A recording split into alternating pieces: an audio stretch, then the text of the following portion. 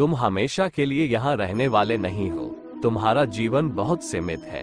जो मनुष्य यहाँ आता है वह अपनी क्षमता को तलाशने के लिए आगे बढ़ता है।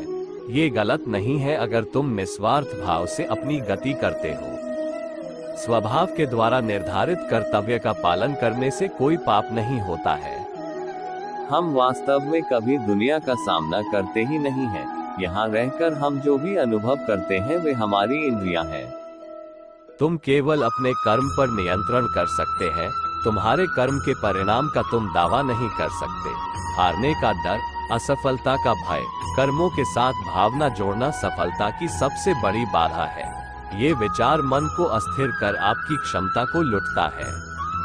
राधा कृष्ण के अनमोल वचन स्वार्थ से जुड़े कर्म आपको दुनिया में कैद करते हैं। व्यक्तिगत लाभ के बारे में नहीं सोचे और निस्वार्थ भाव से काम करें। अपनी इच्छा शक्ति से खुद को नया आकर दो। अपने आप को कभी स्व इच्छा से नीचा मत होने दो। बुद्धिमानी तुम्हारी चेतना को एकीकृत करती है और कर्म के फल के प्रति आसक्ति को त्यागने में मदद करती है।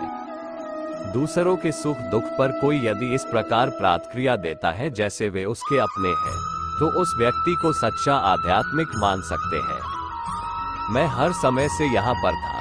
ऐसा कोई समय नहीं है जब मैं यहाँ नहीं था। मैं समस्त भूत में भी विद्यमान था और समस्त भविष्य में मेरा विद्यमान रहेगा।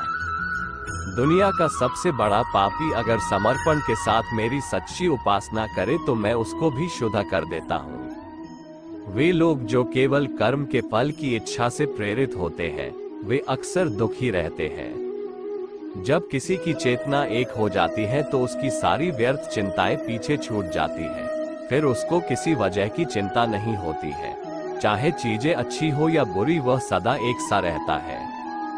जो लोग अपनी आत्मा से भलीभांति परिचित है, वे इंद्रियों पर पूरी तरह से नियंत्रण रखते हैं।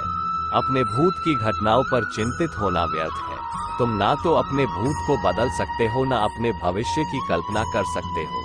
तुम केवल चिंतित हो सकते हो, जो पूरी तरह से अर्थहीन है। मन को शिक्षित कर मनुष्य अपने सोचने के तरीके बदल सकता है और कोई भी कदम उठाना सीख सकता है। ये योग का केंद्रित सिद्धांत है।